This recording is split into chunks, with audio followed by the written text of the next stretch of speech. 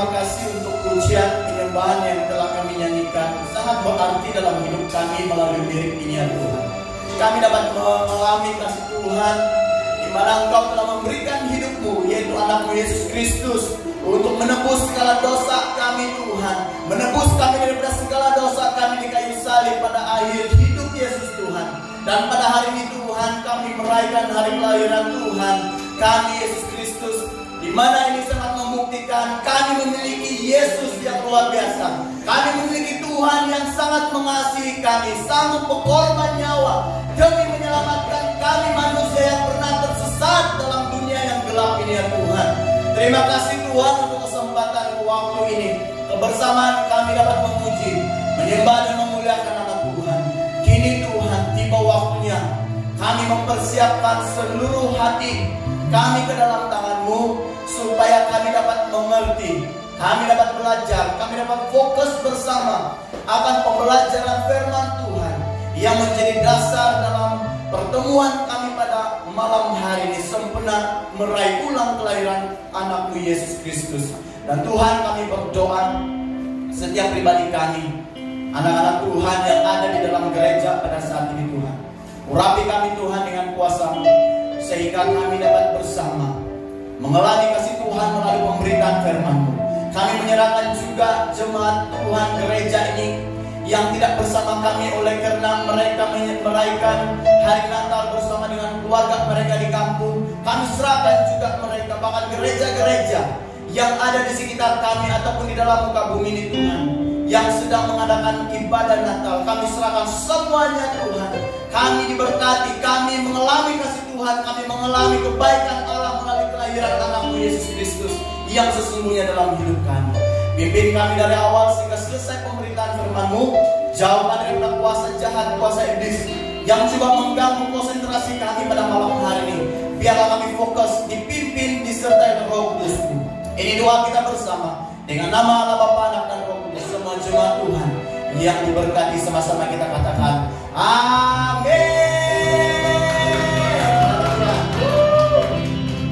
Mari kita berikan give me five kawan-kawan ataupun keluarga yang ada di kiri dan kanan kita.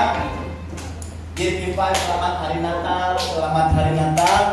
Terima kasih tim pelayanan kanak-kanak yang telah melayani kita, Dekenes Jesli bersama dengan tim backup singers yang bermain alat musik, para penetua, para dekan, bro yang mengendalikan multimedia, sound system juga, bahkan semua kita yang hadir pada malam hari ini.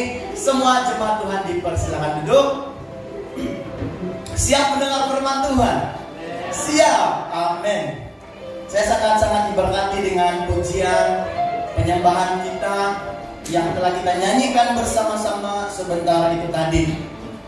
Kalau bilang pasal tari menari itu saya paling pantang, paling pantang bukan apa, sangat-sangat terpuja. Karena apa? Kalau saya melihat Raja Daud pada waktu dia menjadi raja, dia telah memenangkan peperangan-peperangan melawan bangsa-bangsa yang memerangi mereka pada waktu itu. Dia menarik, bukan lagi seperti kita, lebih dahsyat lagi daripada yang kita tarikan sebentar tadi. Artinya dalam kita memuji menyembah Tuhan, apapun action kita, apapun syarat kita, bertepuk tangan, menari dan sebagainya, yang pasti semuanya itu untuk kemuliaan bagi nama Tuhan. Amin. Amin. Sekali lagi terima kasih untuk jemaat Tuhan yang sempat hadir bersama dengan kita pada malam hari ini. Karena Anda telah memilih untuk beribadah di tempat ini, dan selamat datang kepada Sis yang sempat bersama dengan kita. Mari bertepuk tangan untuk Sis, Anda dan semua kita yang setia. Tuhan telah membawa kita untuk memuji menyembah Dia, dan terlebih juga untuk mendengar firman Tuhan pada malam hari ini. Amin. Amin. Saya harap kita jangan tegang-tegang, kita menikmati sepanjang malam hari ini. Saya kira khotbah akan selesai tepat jam 12. Boleh? Karena dalam pikiran saya ketika waktu saya mempersiapkan khotbah ini, kalau sudah malam 25 itu, saya mau kasih habis hari Yesus yang dilahirkan itu sepanjang hari 25 ini. Boleh? Boleh. Kita habis di mana? Dia habis lah kan? Iya, saya main-main saja supaya kita senyum-senyum karena kita sudah cantik dari rumah, handsome dari rumah. Jadi lebih moleknya kita sering-sering senyum bersama untuk mendengarkan firman Tuhan dan bersekutu di tempat ini. Jemaat yang diberkati Tuhan, yang setia, yang kuat, luar biasa iman dan percaya kita kepada Tuhan. Malam hari ini saya mengajak kita untuk melihat di dalam teks renungan kita pada malam hari ini.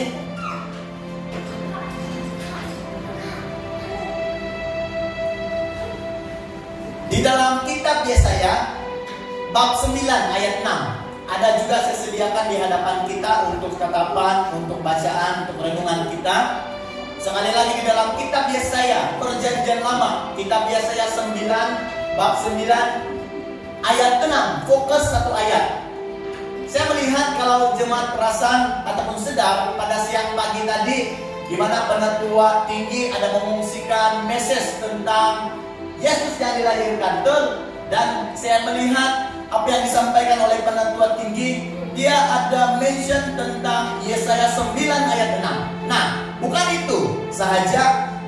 Pada siang hari tadi juga kita mendengar khotbah yang disampaikan, tidak lain tidak bukan pengkhotbah undangan kita, Deacon Steven. Ya, di mana Deacon Steven juga tadi pagi saya melihat dia juga ada menjelaskan tentang Yesaya 9 ayat 6. Betul? Nah, inilah rencana Tuhan. Karena apa? Pada waktu kami mempersiapkan khotbah, saya secara pribadi tidak pernah pun berkomunikasi dengan Deacon Steven. Saya tidak tanya dia, apa kutipan ayat firman Tuhan yang kamu bawakan pada waktu Natal. Saya tidak bertanya kepada dia. Penatua tinggi juga waktu dia mengungsikan di dalam WhatsApp grup kita tadi pagi, kalau kita sedar ada dia menjelaskan Yesaya 9 ayat 6. Saya pun tidak berhubung dengan dia untuk mengenai kitab Yesaya ini. Tetapi inilah rencana Tuhan. Karena apa? Inilah berita Tuhan yang Tuhan mau disampaikan untuk seluruh jemaat Tuhan dimanapun kita semua berada. Amin. Maksud saya adalah inilah pimpinan dan tuntunan Roh Kudus, bukan hanya bagi saya secara pribadi untuk membawa teks firman Tuhan ini, tetapi untuk kita semua dimanapun anak-anak Tuhan berada. Jadi untuk itu tanpa membuang waktu, kita membaca ayat firman Tuhan ini bersama-sama dengan dua terjemahan yang akan kita baca, suara yang lantang, suara yang bersemangat. Karena hari ini hari kelahiran Tuhan kita Yesus Kristus, jadi kita baca dengan sepenuh hati kita, boleh? Amin. Amin. Mari kita baca. Yesaya 9 ayat 6. Firman Tuhan berkata dalam hitungan 1, 2, 3. Sesungguhnya seorang anak telah lahir bagi kita, seorang putra telah dikaruniakan bagi kita. Di atas bahunya tampuk pemerintahan, dan namanya disebut Penasihat Ajaib, Allah Perkasa, Bapa Kekal, dan Raja Damai. Mari kita baca bersama dalam terjemahan Bible English Version. Okay? Simple English. Mari kita baca bersama. 1, 2, 3. For to us a child has come, to us a son is given, and the government has been blessed in his hands, and he has been named Wise God, Strong God, Father forever, and Prince of Peace. Amin. Amin. Saya sengaja bawa supaya kita melihat bahwa apapun terjemahan firman Tuhan selain daripada kedua terjemahan, kutipan terjemahan ini, semuanya menjelaskan tentang Yesus yang dikatakan oleh Nabi Yesaya. Dia adalah seorang penasihat ajaib, dia adalah Allah yang perkasa, dia adalah Bapa yang kekal, dan dia juga adalah Allah Raja Damai. Amin. Amin. Mari kita melihat sedikit daripada pendahuluan kepada firman Tuhan ini.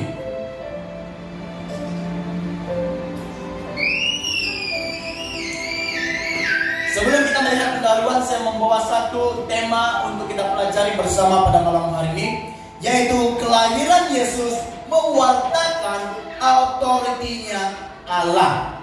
1, 2, 3. Kita baca bersama-sama. 1, 2, 3. kelahiran Yesus mewartakan authority Allah. Nah, kita akan melihat pendahuluan daripada firman Tuhan ataupun melalui tema yang sudah kita baca bersama itu tadi. Sejak manusia ataupun Adam dan Hawa itu jatuh di dalam dosa, Allah itu adalah Allah yang adil dan penuh dengan kasih. Sebenarnya saudara-saudari, pada waktu Adam dan Hawa jatuh dalam dosa, mereka sebenarnya layak menerima hukuman daripada Tuhan. Karena apa? Allah menciptakan manusia itu serupa dan segambar dengan Dia. Sebab itulah Allah mengeluarkan Adam dan Hawa itu keluar daripada Taman Eden. Allah tidak boleh bersama dengan kedua pribadi ini pada waktu mereka sudah jatuh di dalam dosa. Jatuh dengan apa? Juga ada dikatakan oleh pengkhotbah kita pada siang hari tadi, karena telah memakan buah daripada pohon pengetahuan. Nah, jadi daripada akibat perbuatan ini, Allah telah melihat mereka sudah tidak mematuhi apa yang telah diperintahkan Tuhan bagi mereka pada awalnya. Di mana dikatakan kata Allah, janganlah kamu makan buah yang ada di tengah-tengah Taman Eden ini. Tetapi apa yang berlaku, oleh karena mereka digoda oleh iblis yang menyerupai seekor ular, lalu Hawa memakan buah itu lalu memberikannya juga kepada Adam. Jadi daripada akibat perbuatan ini mereka dikeluarkan daripada Taman Eden. Saudara-saudara yang diberkati Tuhan, Allah tidak membiarkan kita untuk terus binasa. Sepatutnya kita memang dihukum oleh Tuhan karena murka Allah yang luar biasa itu. Tetapi lihat, Allah pada awalnya Dia adalah Allah yang adil dan Dia juga adalah penuh kasih. Justru itulah, sebab itulah Allah merencanakan keselamatan kita bagi semua manusia, supaya kita terselamat daripada belenggu dosa yang membinasakan hidup kita itu. Maksud Dia di sini adalah Allah merencanakan sesuatu karya yang tidak pernah difikirkan oleh manusia, yaitu mengirimkan ataupun memberikan seorang pribadi yang sudah kita baca tadi, yaitu Yesus. Nah, seperti kata firman Tuhan, mengapa Yesus datang ke dunia? Mengapa Dia dikatakan sebagai anak Allah? Di dalam Yohanes 10 ayat 30 berkata, Aku dan Bapa adalah satu. Ini kata Yesus bahwa Bapa dan diri Yesus adalah pribadi Allah itu sendiri. Artinya, dapat kita pahami bahwa Allah mempunyai rencana indah demi keselamatan kita. Ini saja cara yang dapat dipikirkan Allah supaya manusia dapat didekati oleh Allah itu sendiri melalui Yesus yang dilahirkan. Seperti yang saya katakan dulu, kalau kita jemaat Tuhan masih ingat pada waktu bulan-bulan yang lalu, saya pernah berkata bahwa kalau Allah yang berada di sorga, di dalam takhta kerajaannya, kalau Dia turun secara terus di tengah-tengah dunia, pasti dunia yang gelap ini akan hancur. Sebab itulah Allah memakai satu inisiatif, memberikan Yesus lahir seperti manusia, tetapi hanya tidak dengan persetubuhan. Ya, begitu. Karena Yesus diberikan Allah untuk kita. Yesus Kristus menjadi penebus manusia berdosa. Anda dan saya, katakan kiri dan kanan kita, Anda berdosa. Anda berdosa, saya juga berdosa. Sama. Kita semua yang hidup di muka bumi ini adalah manusia yang berdosa. Sebab itu kita merayakan hari kelahiran Tuhan hari ini. Artinya semua kita akan diselamatkan oleh anaknya Yesus Kristus. Dikatakan dalam Matius 1 ayat 21, Maria melahirkan anak lelaki, dan Dialah yang menyelamatkan manusia dari dosa mereka. Selain daripada menjadi penyelamat manusia, saudara-saudari jemaat Tuhan, melalui kelahiran Yesus Kristus ini juga yang kita raihkan pada malam hari ini, pada kemarin dan hari ini juga, dikatakan Allah mau menyatakan otoriti Allah itu melalui Yesus bagi dunia. Sekali lagi saya katakan, melalui kelahiran Yesus Kristus yang dinubuatkan oleh Nabi Yesaya di dalam kitab Yesaya 9 ayat 6 itu tadi, menjelaskan bahwa Allah mau menyatakan otoritinya bagi manusia di bumi. Apa itu otoriti? Kata otoriti dimengerti sebagai kuasa, hak atau kedaulatan. Oleh itu saudara, otoriti yang dimaksudkan ialah tentang pribadi Allah ataupun Yesus itu. Dia adalah seorang Allah, pribadi Allah yang memiliki kuasa, hak yang penuh dan berdaulat di atas hidup manusia. Sekali lagi, otoriti yang dimaksudkan adalah pribadi Yesus, yaitu Allah sendiri. Dialah yang memiliki kuasa, yang memiliki hak penuh dan kedaulatan atas seluruh hidup manusia. Kalau kata berdaulat ini, tidak ada yang melebihi seorang yang memiliki kedaulatan. Kalau di dalam sebuah negara yang paling besar, apa yang kita lihat adalah raja, daulat tuanku. Itu bagi pemimpin di dalam negara ataupun di dalam muka bumi ini. Tetapi kalau daripada posisi Allah, kalau dia katakan dia adalah Allah yang berdaulat, artinya semua manusia yang ada di muka bumi ini berada di bawah naungan kakinya Allah. Amin. Amin. Jadi dengan sedikit daripada pendahuluan ini, saudara-saudari, hari ini, malam hari ini kita akan telusuri apakah otoriti Allah yang dinyatakan melalui kelahiran Yesus Kristus sesuai kitab Nabi Yesaya yang sudah kita baca itu tadi. Sebenarnya sudah pun tercatat di dalam kitab ini sendiri, yaitu 4 mengenai pribadi Allah itu tadi, di mana dia adalah penasihat ajaib, dia adalah Bapa yang kekal, dia adalah Raja damai. Amin. Amin. Jadi saudara-saudara yang diberkati Tuhan, mari kita masuk kepada bahagian poin yang saya mau sampaikan kepada kita. Inilah otoriti Allah yang Allah ingin sampaikan melalui kelahiran Yesus bagi dunia yang kita raihkan hari ini. Yang pertama, dia adalah Yesus, seorang penasihat ajaib. He is the counselor and wise guide. Mari kita baca, Yesus adalah penasihat ajaib. 1, 2, 3. Yesus adalah penasihat ajaib. Amin. Jemaat Tuhan, kata penasihat artinya Yesus beri tunjuk ajar atau nasihat tentang kebenaran. Inilah posisi Yesus sebagai penasihat. Yesus itu benar seorang penasihat ajaib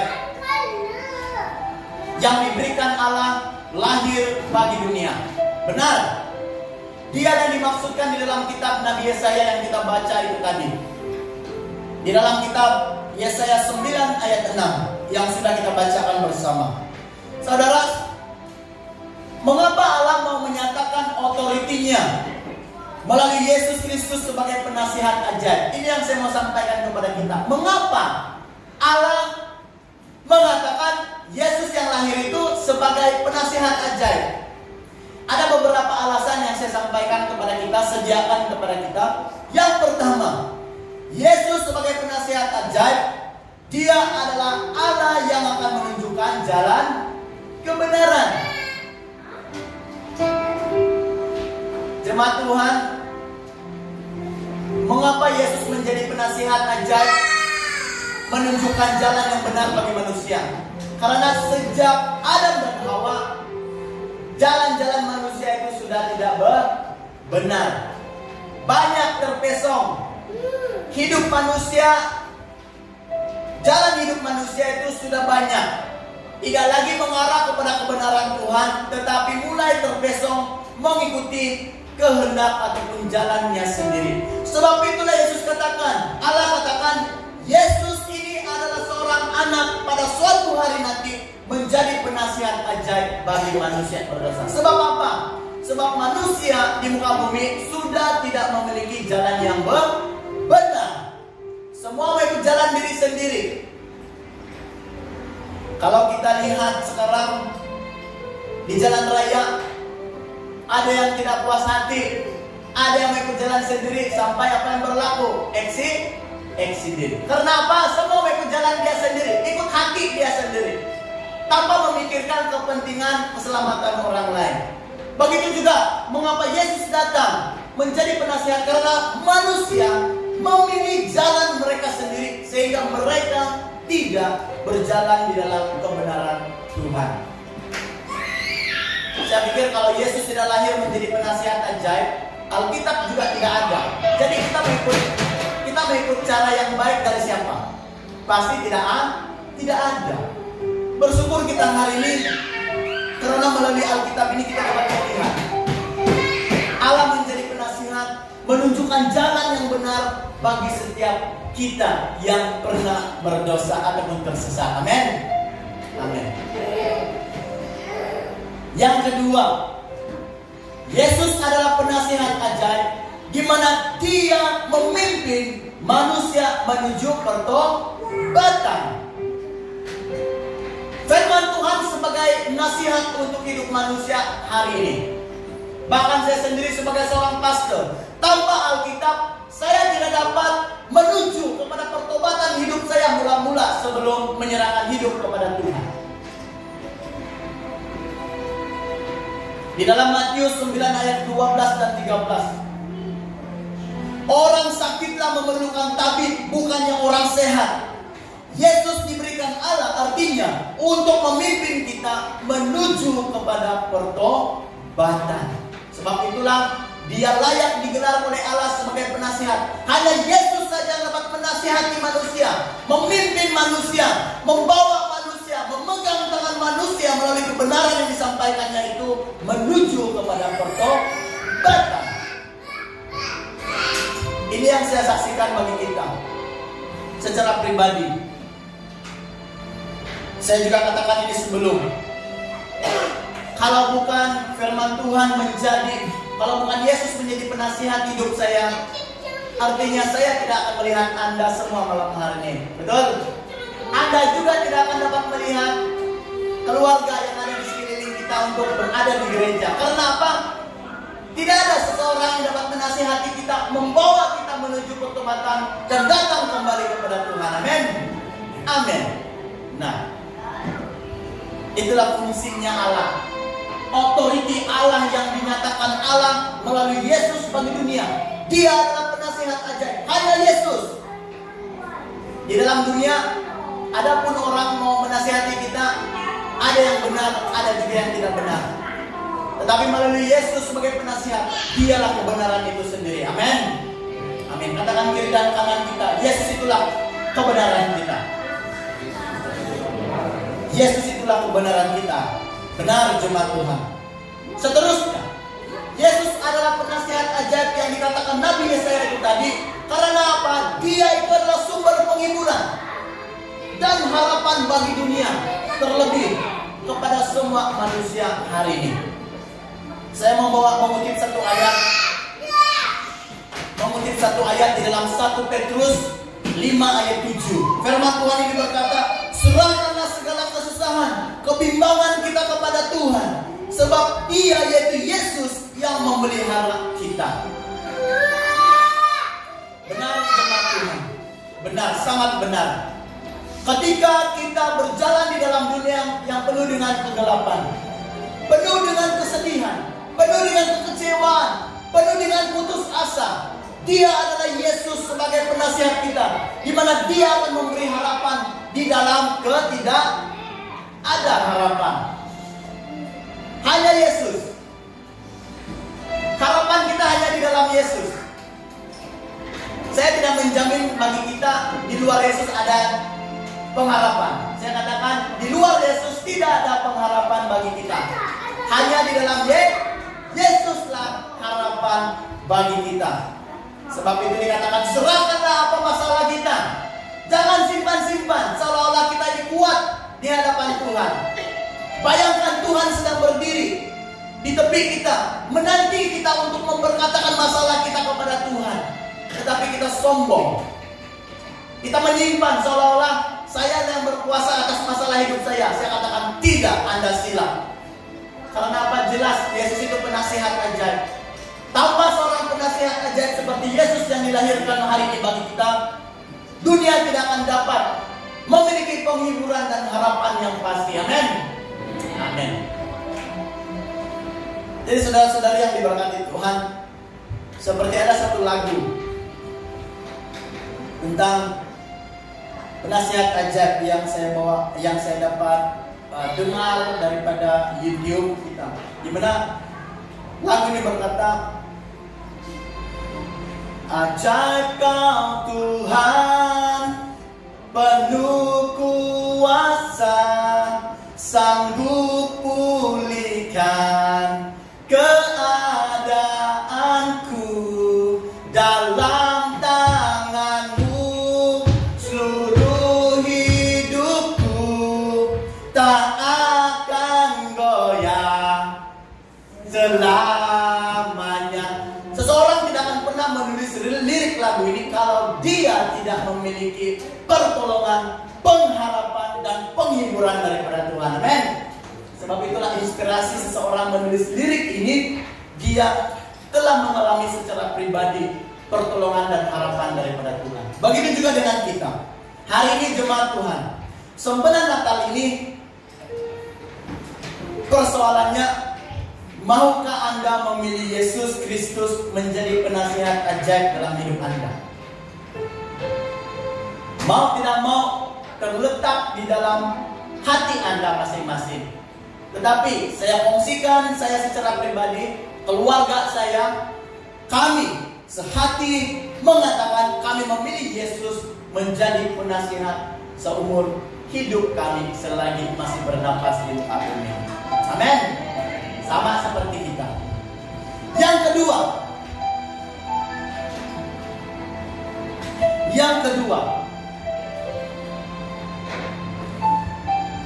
otoriti Allah melalui kelahiran Yesus Kristus adalah Yesus adalah Allah perkasa. Mari kita baca bersama-sama. 1, 2, 3. Yesus adalah Allah perkasa. He is the mighty and strong God. Itu dalam bahasa Inggris. Kita sama-sama belajar. Saudara, kata perkasa artinya Yesus itu gagah, dan dia seorang pribadi Allah itu sendiri yang memiliki kuasa.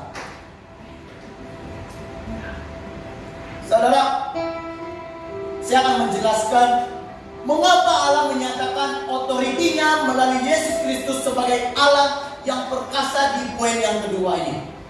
Mari kita belajar bersama. Beberapa bukti otoriti Allah melalui Yesus sebagai Allah yang perkasa saya sediakan ada 3. Yang pertama, Yesus berkuasa mengampuni kita dari segala dosa. Di dalam Matius 9 ayat 6. Kata Yesus kepada orang lumpuh, ini dalam kisahnya. Dikatakan kata Yesus kepada orang yang lumpuh itu, di bumi hanya Anak Allah berkuasa mengampuni dosanya. Dia siapa? Dia adalah Yesus. Hari ini siapa yang layak mengampuni dosa kita? Bapak? Mama? Abang? Kakak? Adik? Anak buah? Cucu? Cicit kita? Pasti bukan. Dia yang dapat mengampuni, berkuasa mengampuni kita adalah Yesus. Dibuktikan dalam Matius 9 ayat 6. Inilah otoriti Allah yang Allah nyatakan melalui kelahiran Yesus pada hari ini. Dia katakan Yesus sahaja yang dapat mengampuni dosa manusia. Sehingga apa yang berlaku pada kisah ini, orang lumpuh itu sembuh. Sebenarnya saudara, kebanyakan sakit penyakit yang dialami orang dalam Alkitab, sebenarnya yang paling utama itu adalah masalah rohani mereka. Apabila rohani seseorang itu lemah, sakit, rosak, penuh dengan belenggu dosa dalam hidupnya, rohani itu tidak akan ada. Maka dengan kehidupan tanpa rohani, manusia itu akan sakit. Tidak ada pengharapan. Bayangkan kita hari ini, kalau kita tidak ada firman Tuhan, kita hidup di mana? Pasti di tempat selain daripada gereja. Kalau saya mungkin saya bersama dengan orang-orang yang tidak seiman. Boleh saja Aramaiti di luar. Itu tanpa Tuhan. Terlalu minum, apa yang jadi? Mati.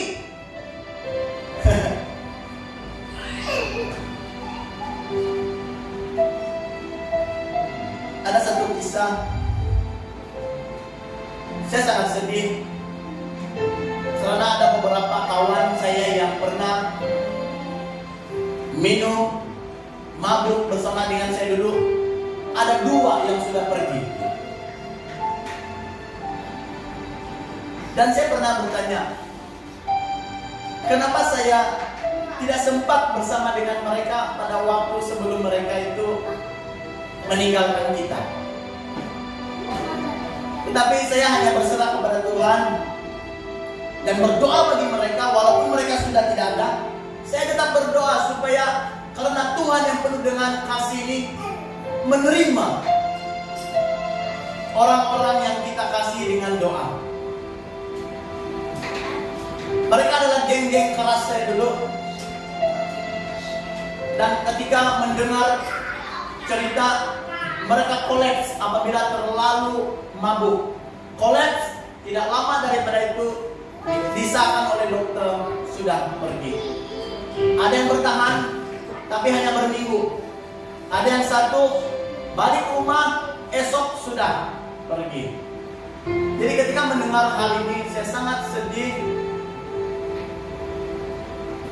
Dan saya tidak berputus asa mendoakan kawan-kawan saya yang sudah meninggalkan saya. Karena apa? Hanya pengharapan dan kuasa mengampuni itu hanya daripada Yesus. Setelah hidup kita, setelah kita meninggalkan dunia ini, itu sudah di dalam tangan Tuhan. Walaupun kita adik-beradik, mak bapak, kita tidak dapat menjamin kehidupan keluarga kita. Hanya Dia Yesus yang berkuasa mengampuni kita. Jadi untuk itu, saudara-saudara yang diberkati Tuhan, benar Yesus sahaja yang dapat mengampuni kita. Karena apa? Dia adalah Allah itu sendiri.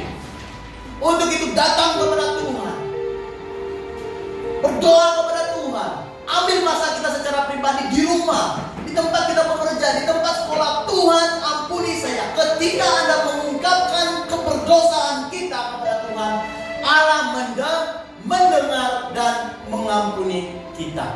Amin. Saya sendiri dalam kehidupan sehari-hari, memang ada saja hal, mungkin ketika kita stres, ketika kita berhadapan dengan bermacam cabaran, terkadang-kadang kita terungkapkan sebuah perkataan yang mungkin mengesatkan ataupun membuat hati orang di sekitar kita kecil hati. Nah, untuk itulah kita harus cepat-cepat berdoa kepada Tuhan, ampuni atas perkataan saya Bapak. Berkati orang yang pernah kecil hati dengan perkataan saya. Saya memberi maaf dan saya meminta maaf kepada dia. Amin. Amin. Sebab itulah saya sangat menekankan tentang Yesus berkuasa mengampuni dosa. Tanpa menerima pengampunan daripada Tuhan dalam hidup saya merasakan setiap hari saya tidak layak di hadapan Tuhan. Mau datang ke gereja, seringkali pekerjaan iblis, kelicikan iblis coba membuatkan saya jatuh. Kamu siapa? Kamu bukan orang yang benar. Kamu masih orang yang berdosa. Bikin apa kamu datang ke gereja? Pernah ini menghantui diri saya dulu. Tetapi setelah memiliki kebenaran, setelah mengalami kasih Tuhan, bahwa Dia dapat bukan saja menyembuhkan, tetapi Dia juga dapat mengampuni saya menerima satu kemerdekaan, keterlepasan daripada belenggu dosa yang luar biasa. Amin. Saya pasti kita juga sama seperti ini. Untuk itu saya dorong kita melalui firman Tuhan ini, datang kepada Tuhan, rendahkan hati kita, jangan sombong, jangan keraskan hati kita, datang kepada Tuhan, memohon ampunan daripada Dia. Hari ini spesial. Hari ini spesial. Kalau di dunia, ketika raja itu menyambut hari ulang tahun, saya pikir saya tidak pasti dengan jelas kalau ada pegawai-pegawai yang bekerja di sel-sel tahanan ataupun lokap, mereka katakan kalau orang yang hukumannya berat seumur hidup, ketika hari jadi mereka boleh memohon untuk dibebaskan. Jadi apa yang saya katakan di sini, bukan hanya raja yang dapat membebaskan kesalahan manusia yang ada di dalam tahanan ataupun lokap, tetapi terlebih kepada Yesus kita yang lahir hari ini. Amin. Dia melepaskan kita daripada belenggu dosa kita. Dia lebih daripada raja yang dapat memberi pelepasan kepada orang-orang yang ada di dalam tahanan. Mungkin Anda tahu, mungkin ada juga di antara kita yang tidak tahu hal ini. Saya pernah mendengar ketika raja merayakan hari ulang tahun, orang-orang yang berada di dalam tahanan boleh menghantar surat untuk memohon kesalahan itu diringankan. Ya, mungkin tidak ada dengar. Jadi, sedangkan raja yang di bumi ini melakukan itu, apalagi Tuhan kita Yesus Kristus. Dia melepaskan kita daripada belenggu dosa kita. Amin. Amin. Itulah yang sampai hari ini membuat saya rasa bila masa saja Tuhan datang ambil, saya terima. Kalau daripada manusia, siapa mau mati, betul?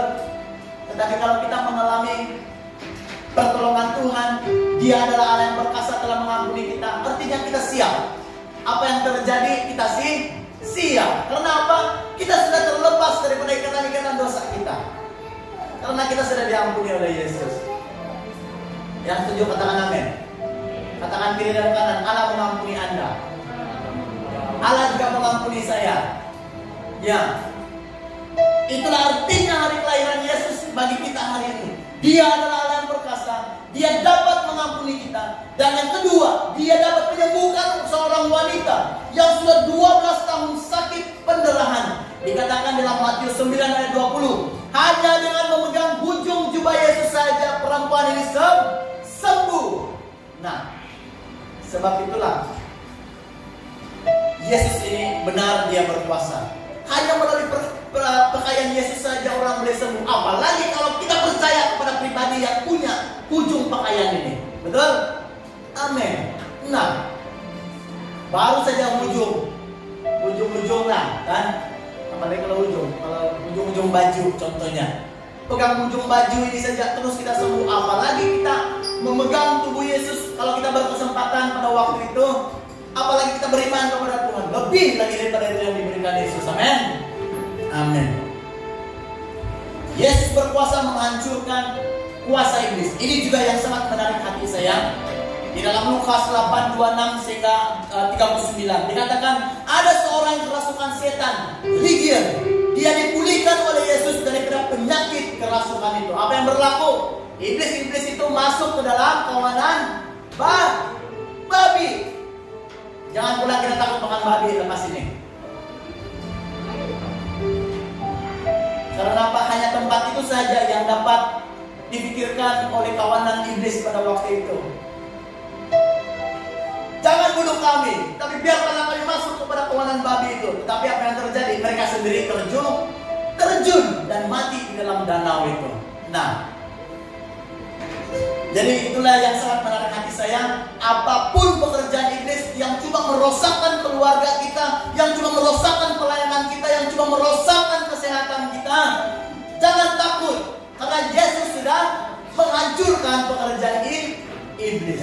Sebab itulah dengan yakin di mana-mana kita berada, dalam kegelapan sekalipun, kalau ada perasaan takut, dalam nama Tuhan Yesus, saya diberikan keberanian karena Tuhan yang berkuasa. Amin. Ya. Kalau dulu saya juga pernah cerita, dalam lorong-lorong gelap di dalam jalan kecil kampung, kalau pergi keliling, kalau tertinggal di belakang, tengok ujung sudah kalibat-kalibat mereka. Memang dalam hati itu seolah-olah ada hantu sudah di belakang kumpul. Jadi macam mana? Buka selipar, masuk di tangan, lari. Sebenarnya hantu itu tidak ada, sudah dikalahkan oleh iblis. Apa lagi kita mau takut, men? Nah, kalau ada yang nampak, ada hantu lah berdiri, itu bukan hantu, itu imajinasi mata Anda yang sudah merabun. Amin. Amin. Saya sangat pasti Tuhan sudah mengalahkan kuasa iblis dulu sudah. Waktu 2000 lebih tahun yang lalu. Apalagi sampai sekarang iblis tidak berkuasa dalam hidup kita. Hanya kita saja merelakan iblis itu mempengaruhi hidup kita. Sehingga itulah kita terkadang melakukan kesalahan. Persoalannya saudara, sebenarnya Natal ini, maukah Anda membiarkan Yesus menyembuhkan segala penyakit tubuh atau rohani Anda? Respon juga ada di tangan Anda. Saya sudah memberi respon, tubuh ini milik Yesus, pelayanan saya dan keluarga milik Yesus. Kami hanya mempersiapkan diri ini hanya menjadi alat Tuhan. Mati tidak mati, sakit tidak sakit, Tuhan yang kendali, Tuhan yang berkuasa. Inilah iman kita sebagai orang percaya. Amin. Amin. Jangan saja berdoa minta sakit, itu sudah salah. Ada yang berdoa minta sakit supaya dapat MC daripada kerja. Saya pernah dulu, bukan berdoa, tapi saya berdoa sakit. Waktu sekolah, kita yang pernah sekolah, sepandai-pandai pun kita seperti seekor tupai itu kan, tetap juga jatuh ke tanah. Artinya, sepandai-pandai, sepintar-pintar dia saya mau menipu mama, saya sakit, saya bilang. Coba berdiri, dia bilang. Berdiri, dia bilang. Kamu ini bukan sakit, kamu ini buat sakit. Mari pakai baju pergi sekolah, dia bilang. Sangat malas saya pergi sekolah dulu. Nah, kalau yang ada tuh, tidak. Berarti bukan untuk anak-anak kita yang tidak ada seperti ini. Iya, itulah saya dulu, buat sakit. Tapi bukan saya berdoa. Saya belum pandai berdoa waktu itu, karena saya masih kecil, sekolah rendah lagi. Tapi saya masih ingat dalam ingatan, saya berusaha untuk tidak pergi sekolah dengan trik. Orang tua, mama saya khususnya, saya cakap saya sakit. Sedangkan kemarin baru lepas mandi sungai puas-puas di jalan lama kampung kami. Jadi saudara-saudara yang diberkati Tuhan, mari kita lihat yang ketiga. Otoriti Allah yang Allah ingin sampaikan bagi kita melalui kelahiran Yesus Kristus hari ini adalah Yesus itu Bapa yang kekal. Mari kita baca bersama 1, 2, 3. Yesus adalah Bapa kekal. Amen. He is the Father forever. He is the Father forever ataupun everlasting. Wah, kan ada sudah masuk.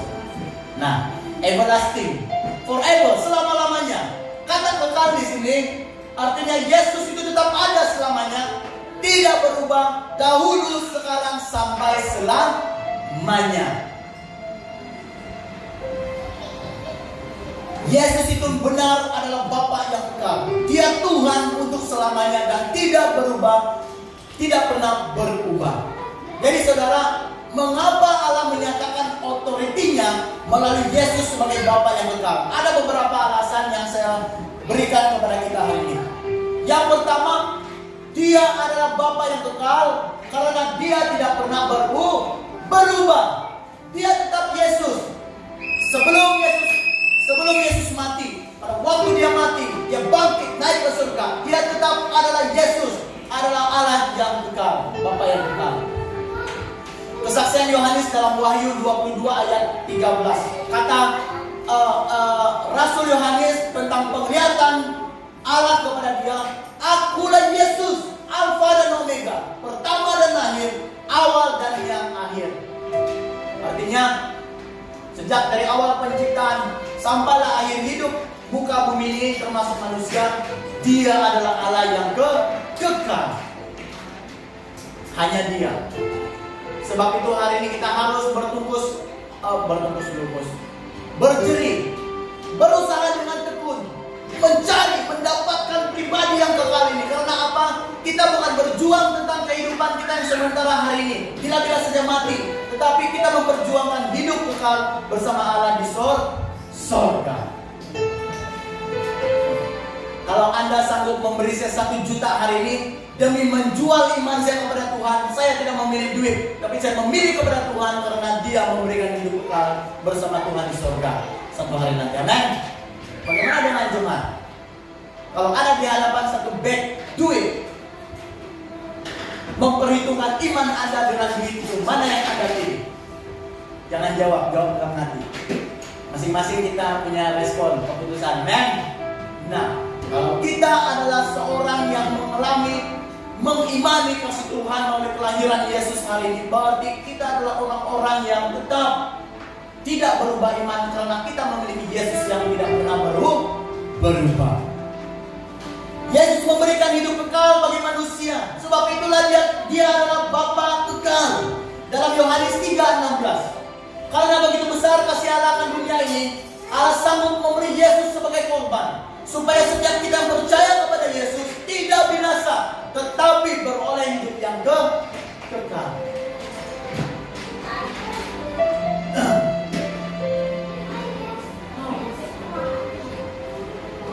Kalau dibandingkan Maria ibu Yesus dan Yesus, mana yang memberikan hidup kekal?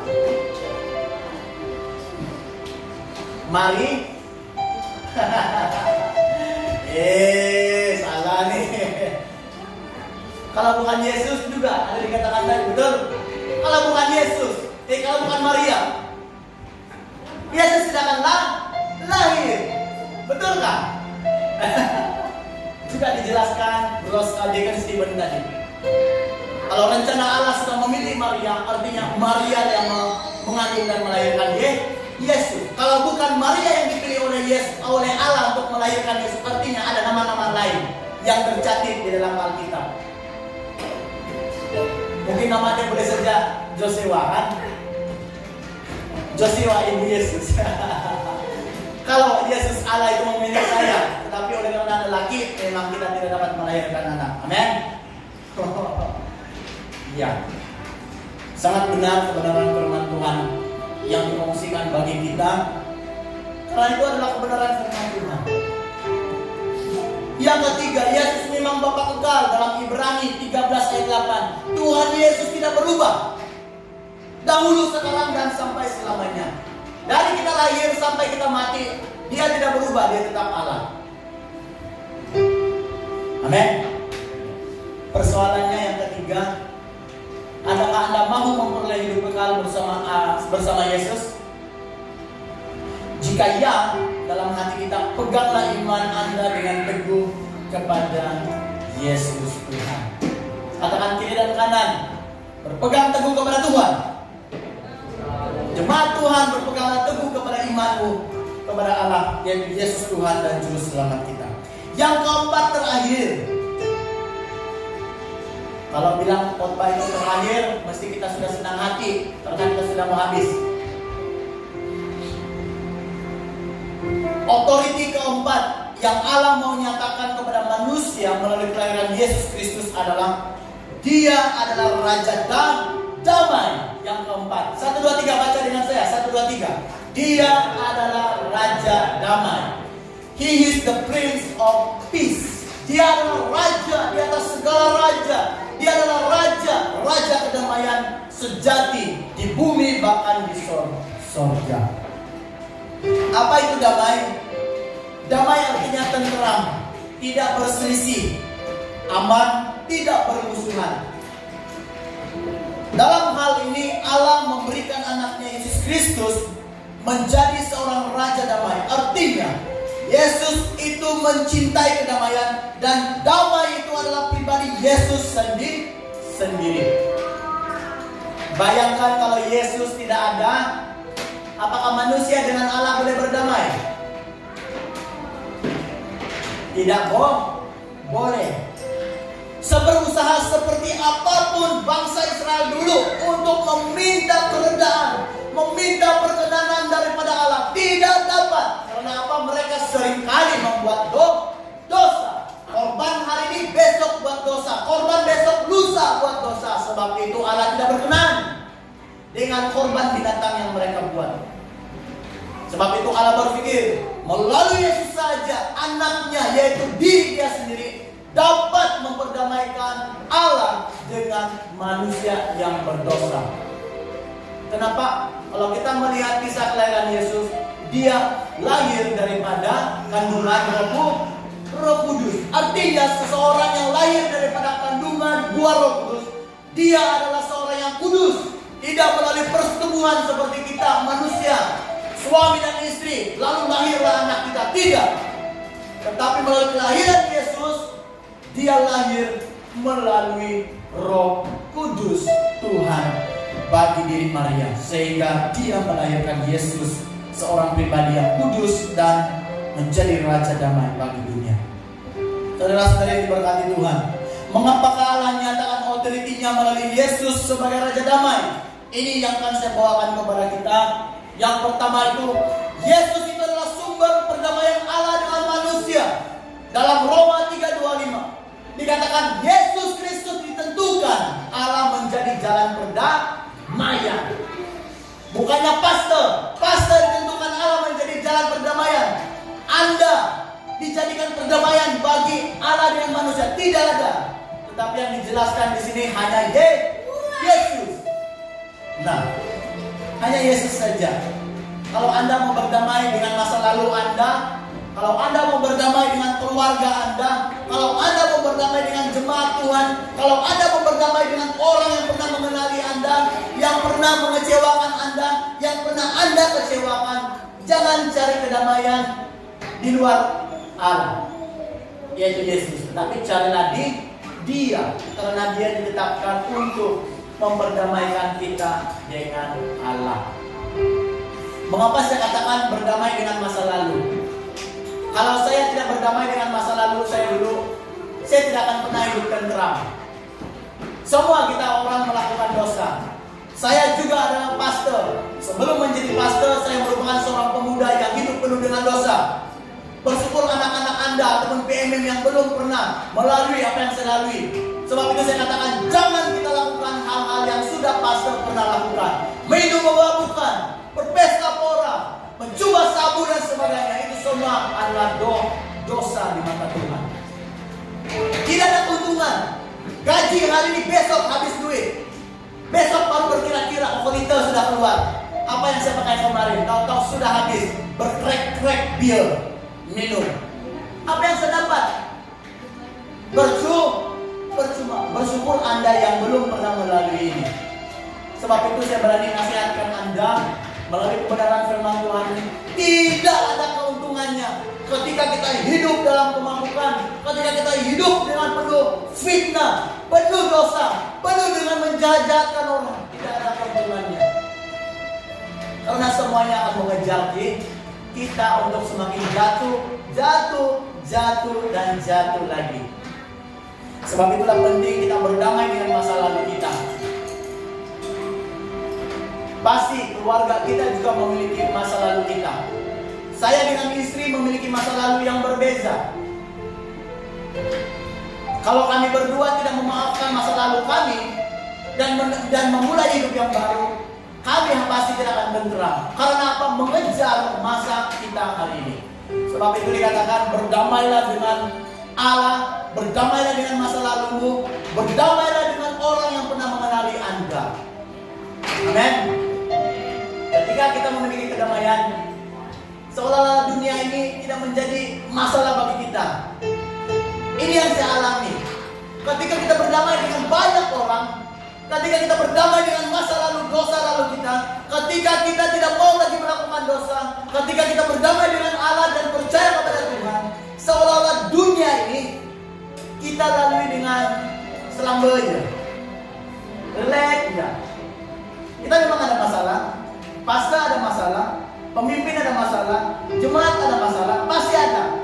Tetapi ketika kita berjalan bersama Tuhan dengan penuh kedamaian daripada Allah, semuanya itu bisa saja kita selesaikan dengan tenang.